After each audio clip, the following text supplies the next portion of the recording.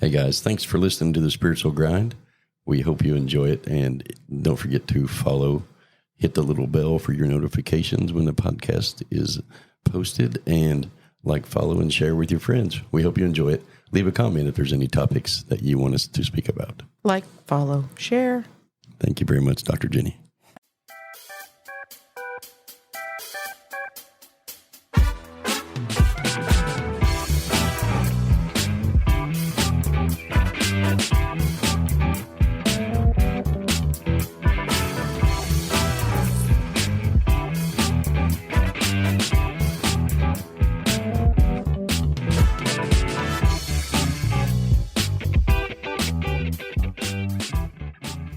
Good morning, everybody. Welcome back to the Spiritual Grind. We are in studio again. Good morning. Yeah. What a busy few days. What an awful big sigh. Well, I've been busy, man. I've been like crazy busy. Right? I've got my book up. I've got it. You posted. birthed the book. Finally, the massively long, well, I say massive, it's not massive. It's like 292 pages, but a book that I've been birthing for I've been trying to get the goal up to do it over the course of my life. And because I get asked the question a lot, and so it was time to put it in a book. Absolutely. It was time. It was time. I was waiting for the email from KDP to say it's launched. Yeah. Waiting for that email. Absolutely. Because it's a long book, so they have to scan, it's a lot of, I think they actually have somebody that reads them, I believe. I'm not sure. You're the expert on that, actually. I don't know. Yeah. But I know that I seen job listed one time as an Amazon reader, so I assume that's what it is. Oh. But they actually, I don't think I'd want that job. I don't think so either. Were you required to read a book? Yeah. Even though it didn't interest you? It would make me feel like I was back in school. Yeah. Like, read this book now. Right. But if you get paid to do it, you may do it. Who knows?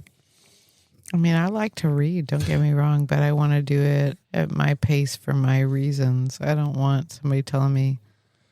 For sure.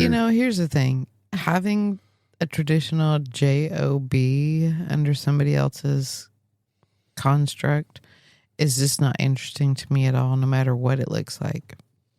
Yeah, I agree. Especially working for myself again. It's much better.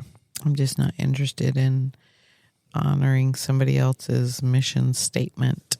Are you ready for the controversial topic of the day? Do tell. It's the big topic that's all over the internet that everybody's talking about.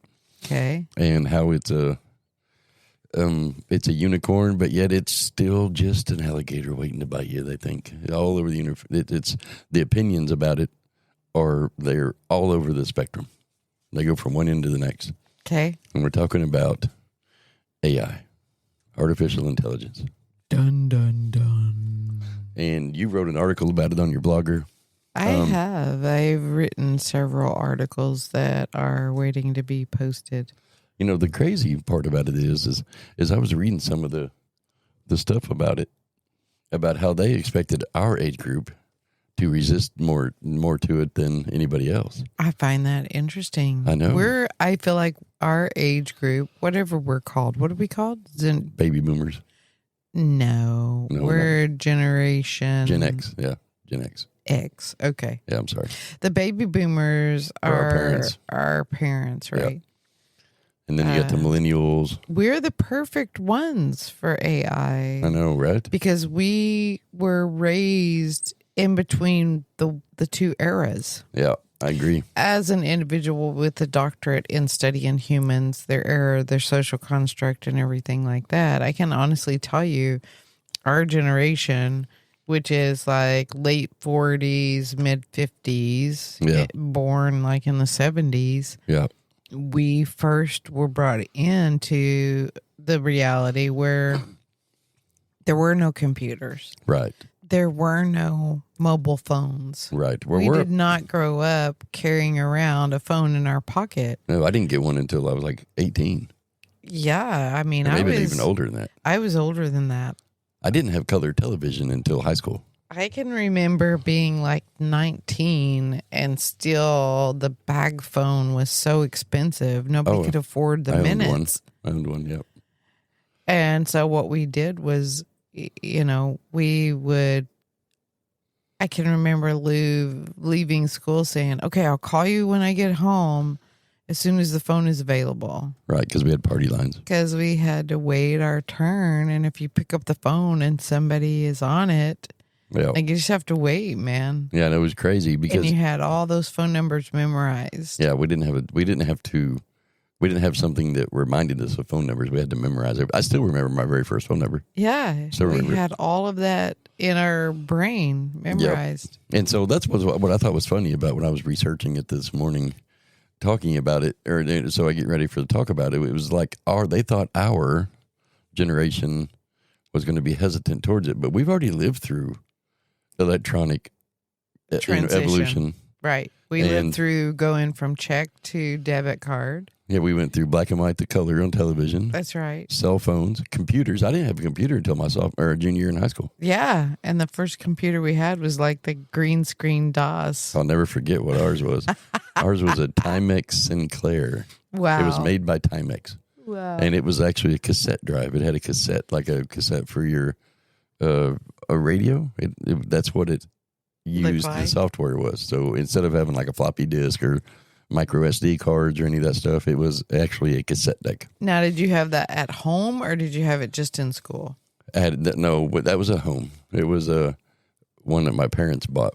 That was probably, that may have been my senior year, maybe. Yeah.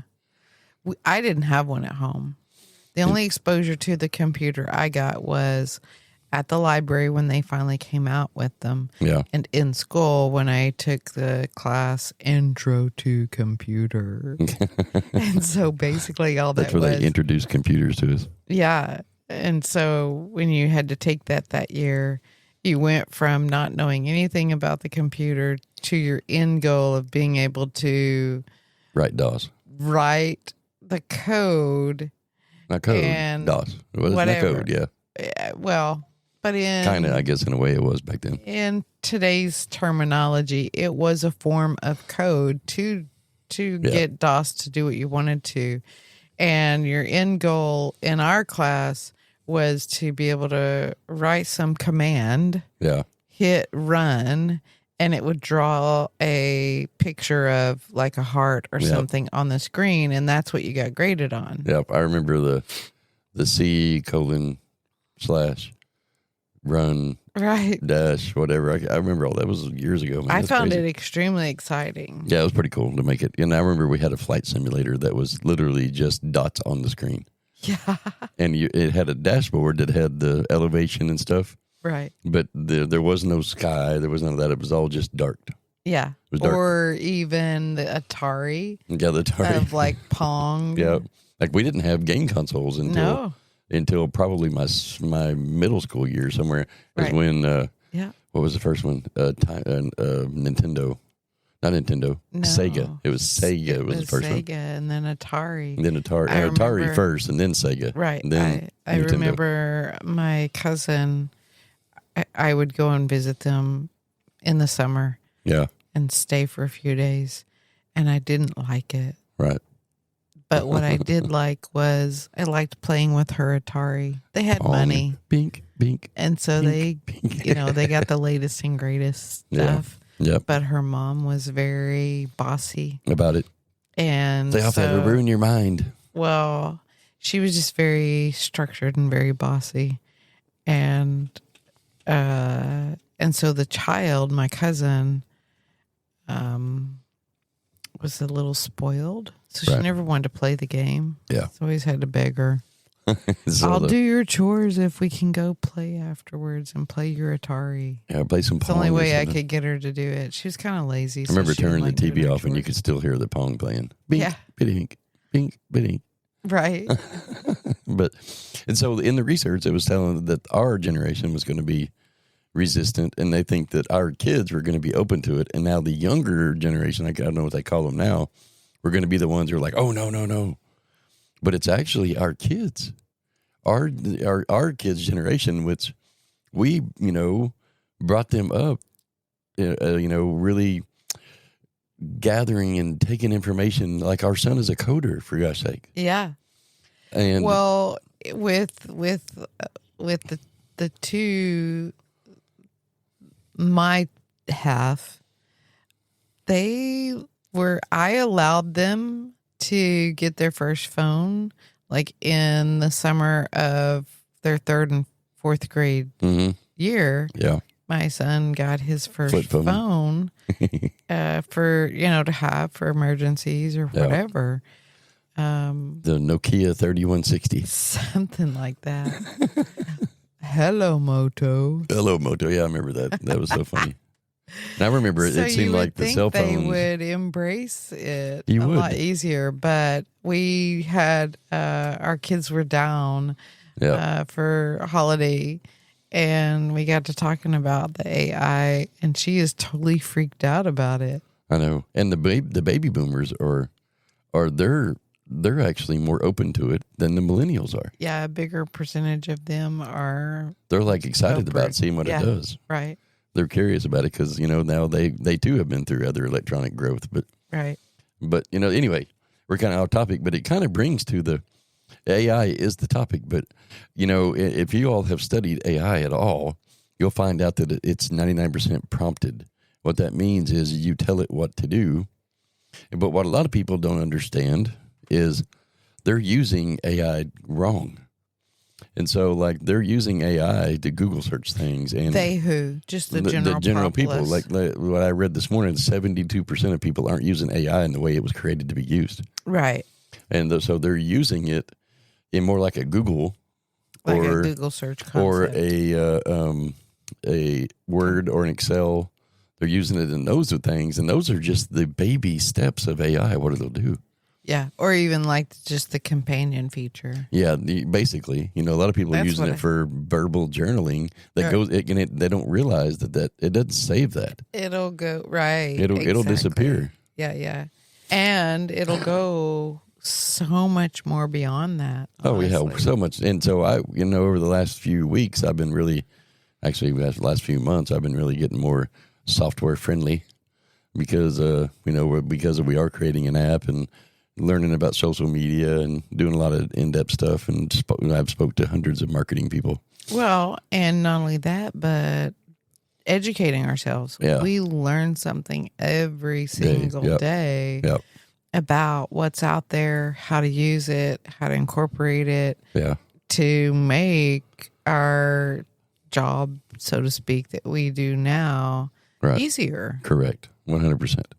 But here's the part of it that really resonated with me this morning in my research. Yeah. Is we are teaching people to prompt AI for AI to do things. Like, for example, if you want AI to do something, say you're going to have ChatGPT write you your scripts for your social feeds. Uh-huh. And what you're doing is you're just telling ChatGPT, hey, will you write me some scripts for social media feeds and so I can get more followers? Mm-hmm. When really what you're supposed to do first is tell ChatGPT to become something. Right. And how that resonated with me this morning was thinking, they're teaching us to prompt ourselves. Actually, very, very good. That's what I'm teaching. Right. And that's what we have been teaching, but I never thought of it in that sense. Yeah. Because, like, for example, if you get up every day and you do your affirmations or your meditation and your yoga, and in your mind, you're saying to yourself, I want to be this, I want to be that. And we're not doing it right as a general population or a human that's living in this world. Say more. You need to, instead of saying it in a way of, I want to have more money, I want to have this, or even talking to chat and saying, tell me how to make money. And when you should be telling yourself every morning in the shower is, today I am the biggest financial guru in the world. I'm going to make $1,000 today, whatever that is. Exactly. You have to prompt yourself in a positive way, just like you do, like we're supposed to be doing with AI. Right. And so if you don't mind. Step in, please. I'll step in and take it from there because Go ahead. it is a beautiful way of explaining the intention behind reformatting the belief blueprint. You essentially have come to a place where you don't necessarily like aspects of your reality. And for some people, they hate their entire reality, their entire existence, they think sucks. Well, in our teachings, we have books and podcasts and what have you. That's exactly what I'm trying to get people to see is you tell yourself, okay, you want to be a world-renowned best-selling author. Go in, mentally visualize the future you already living in that existence. Pick out the things that you can bring into your reality and do those things in an effort to make baby steps towards that reality that already exists. 100%. So you're basically telling your AI self what you want it to be and then listening for the information to come in as to what the next steps are. What are the next best steps that I can do to pull that reality into a living, breathing existence now? Right. And so you're saying that you do that same thing with the actual AI program that's out there. Let me interlude here. Please come in. The door is open. Because I think people need to have a better understanding about AI and us. Okay. First of all, AI does not work without human interaction. Yeah. Just like us. Right. AI does not work without coding. Right. Which the same as us, because our coding is called beliefs. Right. And AI doesn't work without the link between coding and the human experience, which for us is our affirmations, our positive mind thoughts and things that we come up with that link us from the coding to the human experience. And that's what your book talks about in Scripted from Scripted from Within. And mine is about creating habits that do the same thing. That's right. Creating a positive mindset, which is coding your belief system. Exactly. Now I drop the mic and walk away. Just kidding. That was for you, Danielle. You notice she didn't correct me, Danielle. Done. Absolutely. That's the whole underlying premise of what we try to teach is how to get people from point A to point B. That is correct. And so our hope is that wording it in this beautiful way as we've not ever done before will help it ring people's bell. And there's so many similarities because let me talk about this. Okay. If you address AI, say you get on your ChatGPT and say, I hate you today, what is ChatGPT going to say back to you? I don't know. I've never tried it. It's going to come back to you with some kind of a positive response, which is trained. So if you go at somebody in a negative way, they're going to mirror back your energy. But when you go to AI, it doesn't. That's because it has been coded or belief systemed to not do that to themselves. Right. And us as humans, if we go at ourselves with a negative, we're going to get a negative back. Yeah. So how do you change that coding? That's what we have to do. That's what we are doing in our books, in our podcasts, on our websites, and in Lucidium World that we're developing. It's about training that coding that you have or your belief systems that you have to not be negative upon yourself. Right. Because your own words inside your own ears, inside your own head are so very powerful. That's right. So powerful. Because, here's even whenever you're lecturing to someone else because you think you're helping them, 9 times out of 10, what you're saying is the very thing that you need to hear yourself say. And for a lot of people, what will happen is they'll say something to somebody else and it'll click into place for them.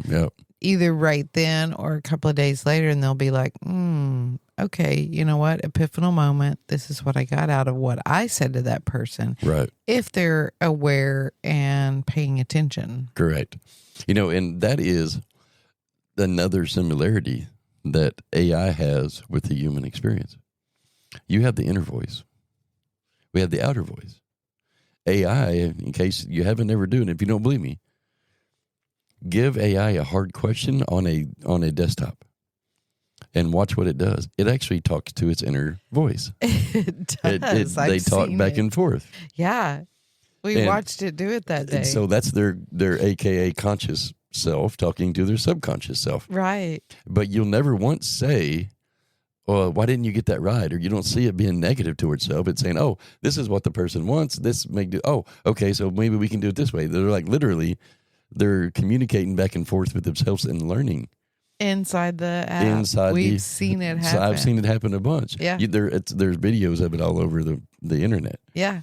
And so that is still the human experience because we have the inner voice too. That's right. We go in and we conversate with ourselves and talk ourselves through situations, circumstances, events. Correct. All the time. Yep. Whether that conversation is positive or monkey mind. Or if you identify it as that. Or if you're even identifying or acknowledging that you know that you're doing it. Some people don't even know that they're doing it. Right.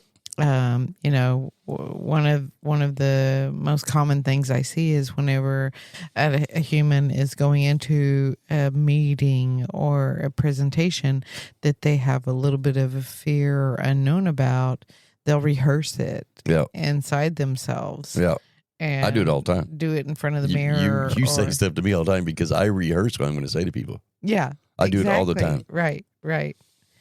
And that's naturally what we do automatically. As humans. Now, here's the difference. Okay. AI's belief system or coding, aka coding, does not have negativity towards self. In the human, we do. So say, for example, you're going to go do something that's not normal for yourself. Now, you've pumped yourself up. You're going to get excited about going and doing it, like when we went scuba diving. Mm-hmm.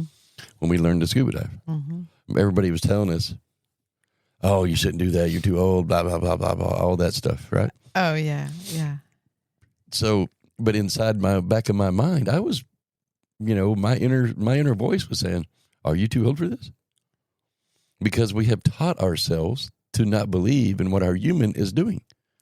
Oh, yeah, yeah. And so that's our inner self. That's that conversation that AI is having back and forth on the screen that you see. Yeah. You're doing that within yourself. The difference is AI doesn't have the negativity within it. Mm-hmm. Our subconscious thoughts, which is our coding, our belief system, does. Yeah, definitely. And that's especially if you've not done any kind of homework or any kind of training to reprogram that part of you. Right. And that's what we mean by taking time to hone that skill of changing your perspective. Correct.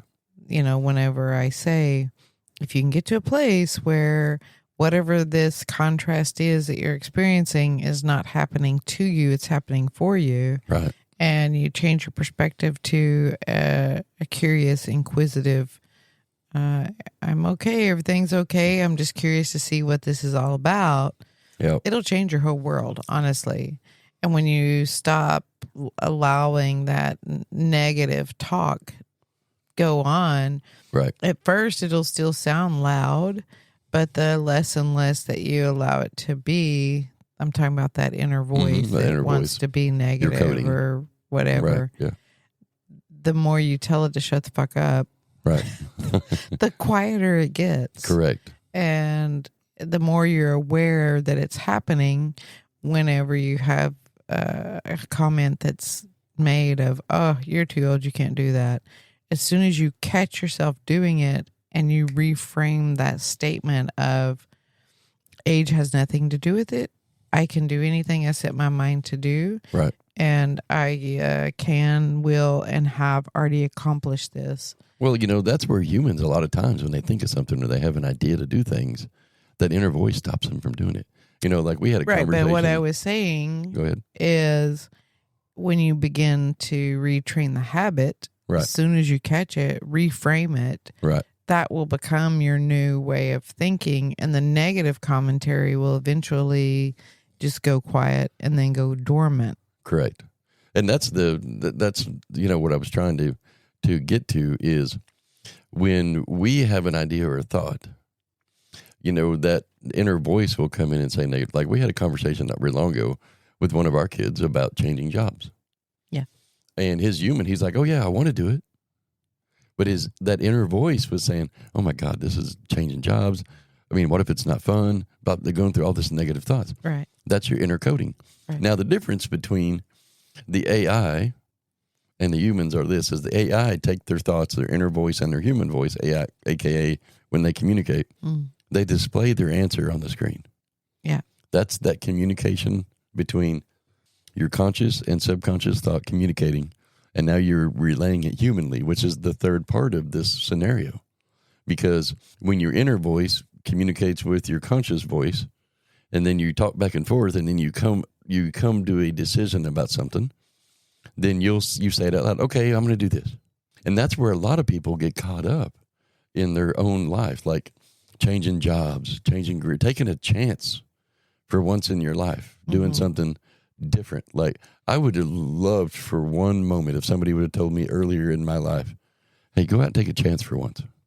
Right. Instead, I was caught in the routine of daily living, and luckily the conversation I'm talking about is our son, and now he's loving it. Right. He's making good money. He's doing good things. He loves his coworkers. And it's got a little bit of high stress sometimes when they do rollouts, but other than that, he told me that when he was down in December that he just loved it. Yeah. He's loving it. Right. As a matter of fact, he's thinking about going back and getting his master's degree. Right. Yeah. Yeah. Because when he was down here several years ago, he was in that kind of turmoil space. Yeah. He was a phlebotomist. He hated his job. Yeah. He wanted something different, but he didn't have any formal training to be in IT or coding or any of that. And we talked him through that. And so essentially what he did was he updated his resume, put himself out there in the area of his passion, and then got himself registered in school. And got the job before his very first class started. Yep. That's right. And they did on the job training. Yep. And if he had not put himself out there, he would have never got the job. Right. And if he hadn't put himself out there and went ahead and registered for school and just taken one baby step at a time, one class at a time, because he was worried about, okay, how am I going to pay for it? And all this blah, blah, blah, blah, blah. All that negative voice. And, one of the things I told him was, okay, well, listen, do this. You don't have to pay anything to go register. Mm-hmm. You don't even have to sign up for classes if you don't want to. Right. Go register for class. Make a decision on what school you would go to if you had all the money in the world, and go register as a new student. Yep, and he just graduated last November. Digest and then take the next baby step. And the next thing you know, we're getting communication from him that he finally signed up for a class and talked to the counselor. Yeah. And then the next thing you know, he's got his whole class structure with several classes and a syllabus. Yeah. And, a couple of years later, we graduated in November with his bachelor's degree in computer sciences. That's right. And here's another part that happened. That's how it works. I agree. And this is another example that I handled probably about a year ago when our former supervisors came to me about a financial investment that one of his family members or something was asking him to buy into. And I was like, well, do you think it's a good idea? He's like, oh, I think it's an awesome idea. Do you think it's going to work? Yeah. Then why are you asking me about it? Well, you have a lot of business sense. Okay. But you feel good about it and you're asking the question, but what's holding you back? Is it a lot of money? Oh no, it's like 20 grand. Right. What's causing you to ask the question from somebody else? Right. And so why are you coming to me when you should be, going through your coding? Right. And asking your inner voice? Because I'm like, I'm like, if it's everything that you're saying it is, Mm-hmm. and you're sitting there asking me, then something is telling me that you think you need to do it. You just want for somebody to reinforce and validate your thoughts. And so what is in your belief, aka inner coding, Right.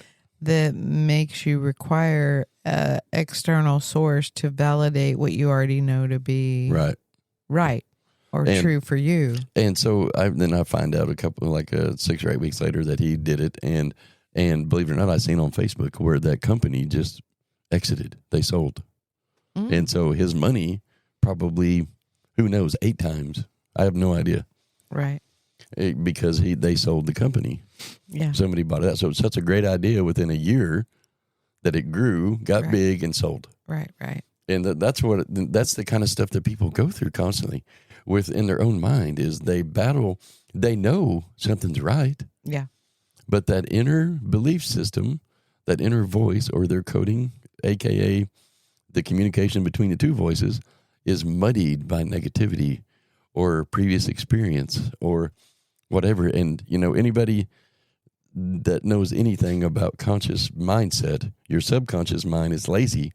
And when you're trying to bring something into it that's going to make it have to work, it doesn't like it. And so you have to retrain it. You have to redo beliefs. And you have to make sure that you're living the human experience and take the chance. If you had that thought in your mind, follow the human experience, because the human experience, that's what we're here for. Right.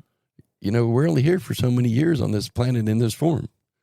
And trust yourself. Trust your inner human self. Yeah. You should look at your beliefs. You don't need to be going outside of you if you feel like this is right for you, whatever it is. Right. I agree. 100%. And if you're uncertain or unclear about what the next steps are, ask the question. Yeah.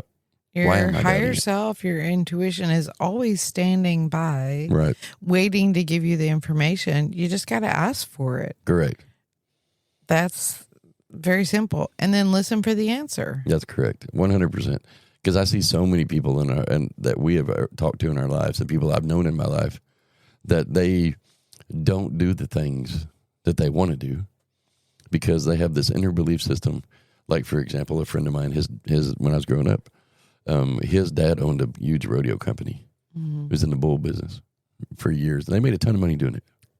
And not to be confused with the bullshit business. No, well, it is kind of the bullshit business, but and his dad was wanting to retire, and his dad was wanting him to take it over, but he did not want to do it. He wanted to go. He wanted to go be a what do you call that when you go to Egypt and you find things? Archaeologist. Archaeologist, yeah. He wanted to be an archaeologist. And so I remember when he was battling with it, and he ended up not going to college. He actually stayed there, and I asked him, like, well, why? Why are you stuck? And he said, well, that's what is expected of me. Oh. And so that's another level of this, or another layer of this onion, that human experience gets halted because of expectations, patterns, and beliefs. Yeah. Yeah.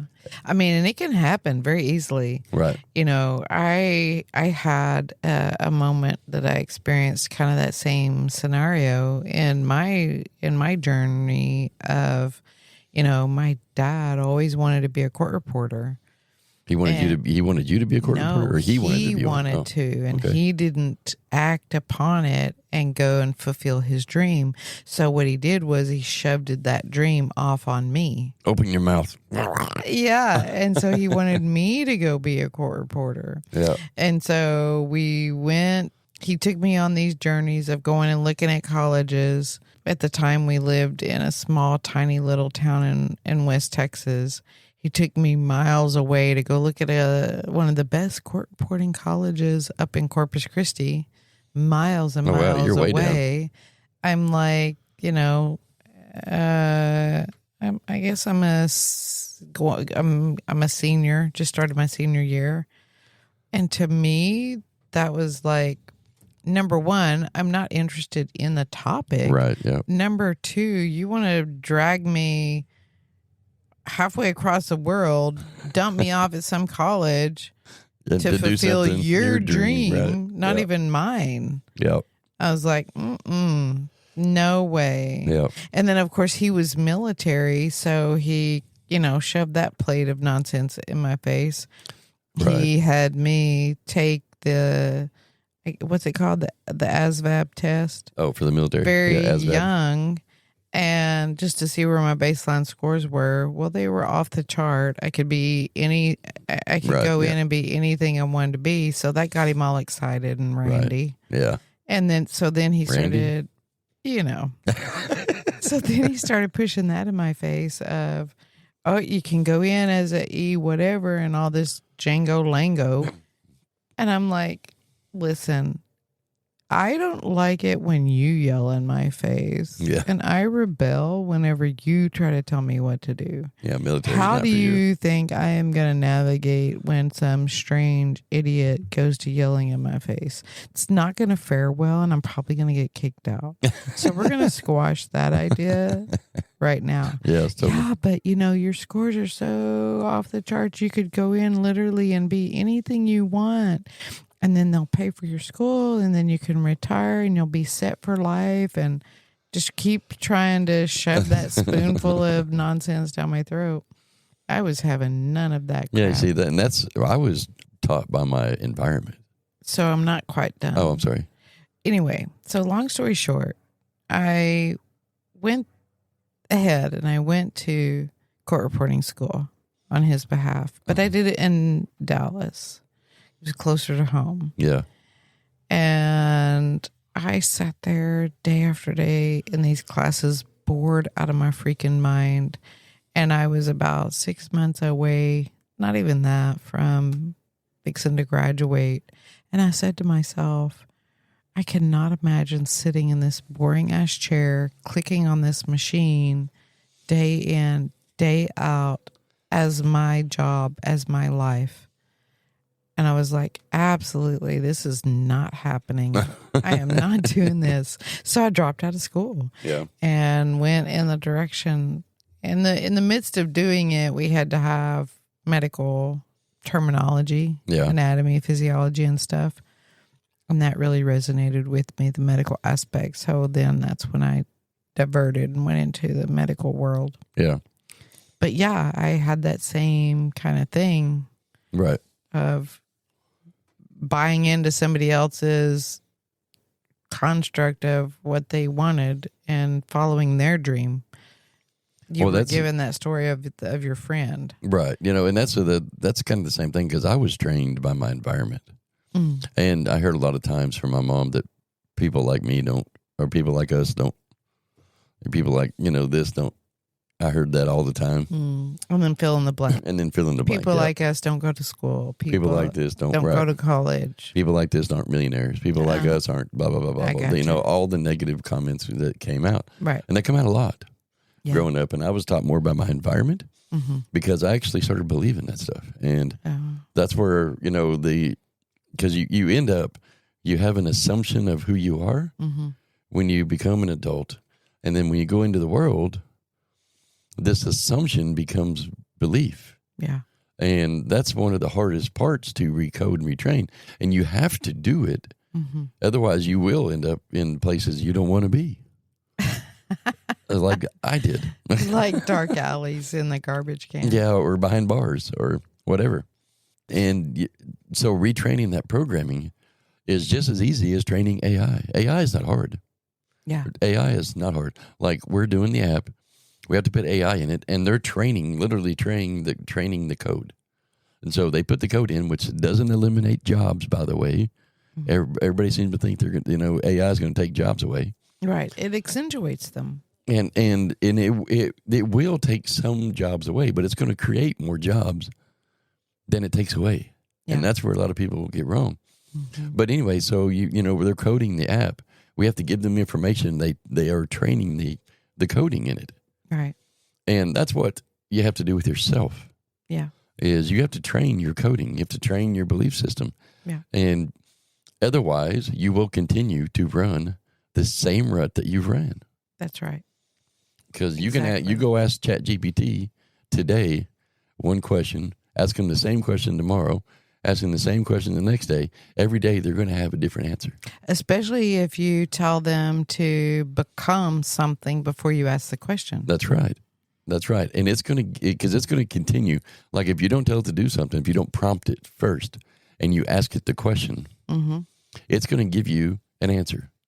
If you go tomorrow and you ask it a question, ask it the same question that you asked the day before, it's going to give you a different answer because you're training it. It's going to tell you a different answer until you say, oh, that's right. Or you engage in that answer. Right. Your subconscious mind will do the same thing. That's right. If you do this, if you go in the same direction, you ask your subconscious mind or your belief system the same question every day, it's going to give you a different answer until you train it to do something else. That's right. Because it's working on the old beliefs. Programming, the old beliefs. Yeah, that's correct. And until you look at those beliefs, you're not going to get a different answer.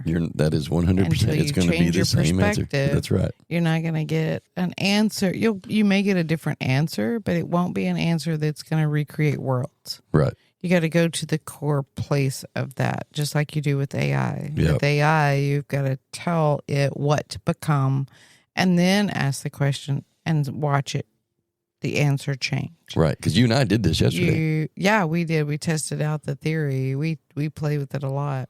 Like you prompted yours to do one thing. I prompted mine to do one thing, and they both came up with the same answers. Very similar. Very similar. I mean, we gave them a little bit of a scenario to start with that was different. Yeah. But other than that, it pretty much came up with the same answer. That's right. And that was yesterday and today. Yeah. And if you do your subconscious mind that way, what happens?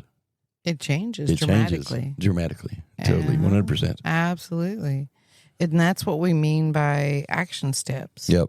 And diving deep to find the core belief that's actually navigating the reality and sitting with that. And right. That's how you do it. And so, like, I had a coach in high school that he taught a class called personal development. And in this personal development course, he used to always say that nothing will happen until you believe it will. He used to, it was a phrase up on his wall behind his desk. Nothing will happen until you believe it will. That's right. And I mean, he would use that in everything. And then the other part of that is not giving in on yourself and having the resilience of the person, of somebody that's going across the desert looking for water. Because when you give up on yourself, you quit training your beliefs. That's right.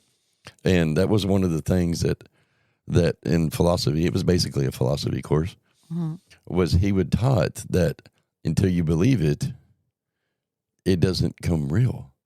Right. And how you make it, how you train yourself to believe it is by creating the story differently in your world. And then taking some sort of action step to make it feel as real as possible. 100% correct. And that's the same thing you do when you prompt AI. Yep. And that's kind of where this whole rabbit theory come from today. Because like in my book that I just put on Amazon yesterday, that it's not published yet, it's not public yet. But in that, I took that same template of beliefs that I had been giving as a young child, and it put me in places I didn't want to be in. Yeah. And so I learned to teach myself different. Right. It took me a little while, but I did. That's right.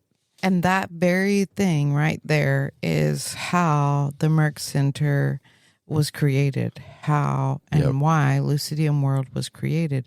Because as Generation X, we had to find the breadcrumbs and scope out the information and figure it out along the way on a very lengthy journey. Correct. And you and I want to create a journey that's a little more easy for people who want a opportunity to change their reality and not have to spend years following the breadcrumbs that are hidden under rocks and on dusty bookshelves and all of that. We want to bring it all together in one location where they have access to try this or try that, or if they find something already that resonates with them, it's right there, ready to go, easy to access, easy to utilize. Correct. To help get them into a place where they can tell their internal AI what they want to look at, what they want to discover, Right. what they want to be when they grow up, whatever that is, and look at those beliefs and be able to reformat them. Right. Look at that code and be able to rewrite it and have, major changes in one's reality and in the way one perceives their reality. 100%. It's a twofold thing. 100% agree. Changing reality is not just taking different action steps and living life differently. It's also, how do you perceive the reality that you're in? That is such a huge part of human life. Is your perception is reality. Yeah, I would say your perception is at least 50% of it. And then the belief system or code that you have that you're running is the other 50%. In the service industry. And without one and the other, and it being a balanced 50-50, right, you are going to have a wonky experience. You are going to have a weird reality that you're living in. 100% agree. Because, like in the customer service world, I used to train people that perception is reality.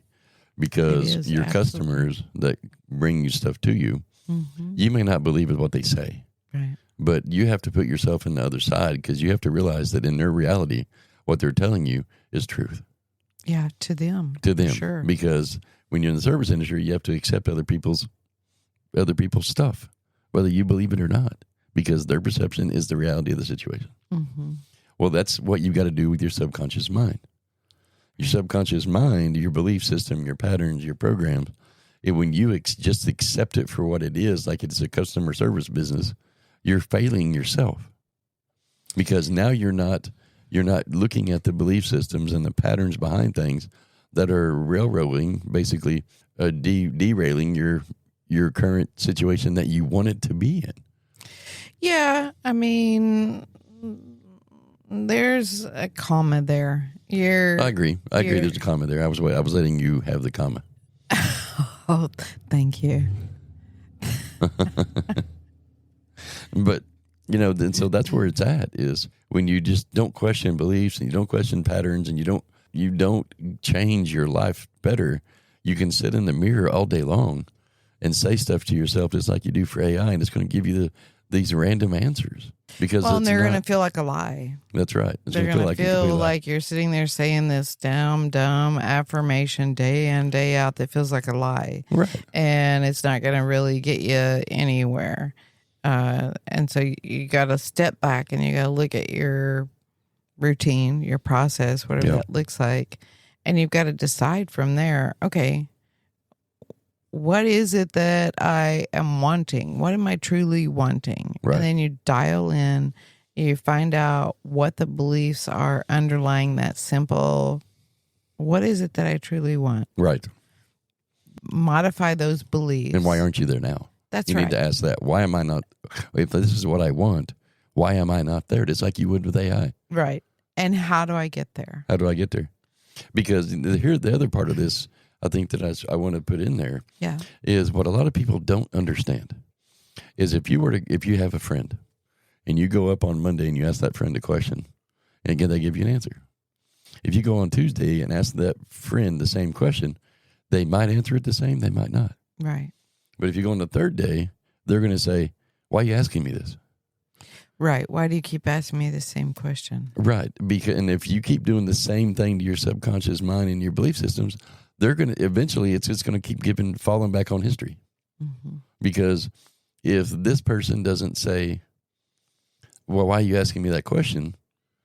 And they just keep giving you different answers until they give you until you get the question or the answer that you're looking for, which probably a majority of people do it that way. Right.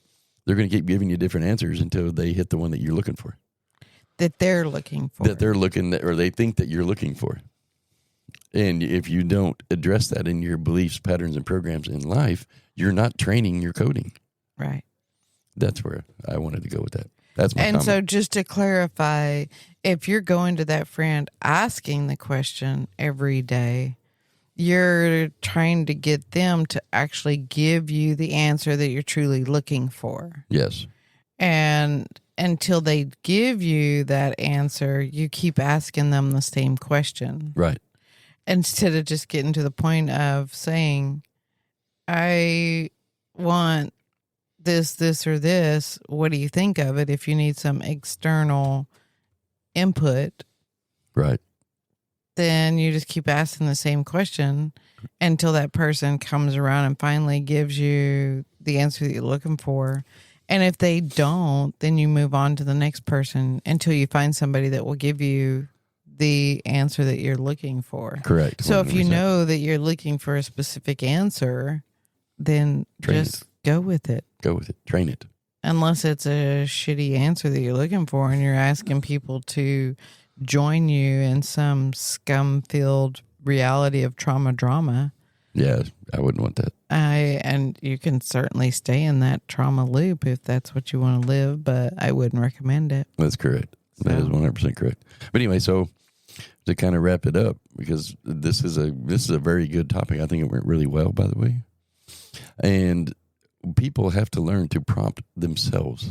Yeah, absolutely. Get up in the morning, prompt yourself what you want your day to look like.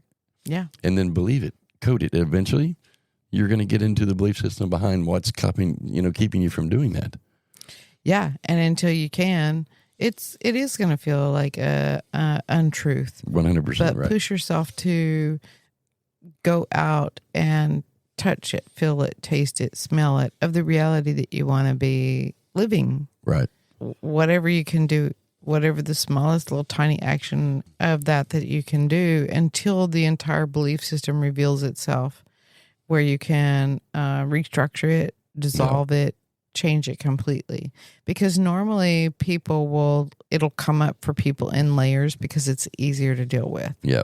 There's not very many people in the world that the core seed will be handed to them to deal with all at one time, because that's kind of a challenging way to deal with your shadow work. Yeah. It leaves you, snot pouring out of your nose, crying on the bathroom floor sometimes. I agree. And so most people don't want to go balls to the walls that Some way. people do. Yeah. Some people do. I'm one of those. Yeah, I know. And so it's like, man, just drag that shit out. Let's get it done, get it over with. Yeah. But not everybody's that way. So I agree. it'll come up little bits at a time. So, but anyway, nicely done, sir. That was a good one. That was a good topic. Yeah. Anyway, don't forget about my book is going to be released, I think, on Amazon today, called Unlocked. From Prison to Purpose. And it's a 30-day challenge. Or you can go also on Amazon as Jenny's book called Scripted from Within. Yeah. And lucidiumworld.com. Yeah. Go on there and subscribe for updates on that. And you can check out the app and see what it's going to look like, because it's going to be pretty cool. Yeah. So when you subscribe, you're actually putting yourself into the beta testing pool as well, right? No, not when you subscribe. When you subscribe, you'll be getting pings and notifications about the progress of the app. But if you want to be in the beta, you have to go to HTTPS / the HTTPS stuff. It's called a URL. You're going to go to app.themerchcenters.org / early-bird-onboarding. Okay. Or you can get it through the website. Okay. I'll put that down in the description so that people have it, and I'll make a link. So all you have to do is just tap on it. Yep. And it'll send you over. And the website for the app is www.lucidiumworld.com. Yeah, I'll add that as well. Yeah, and so if you want to be a part of it, hey, it's growing quickly. We have jumped 330 followers I'd say no, we have jumped almost 200 followers today on Instagram. Nice. And so that's because the word's coming out and the marketing company is doing their work. Yeah, yeah. And so, and the beta is limited. So if you want to be a part of it, get signed up. Nice. Anyway. Nice.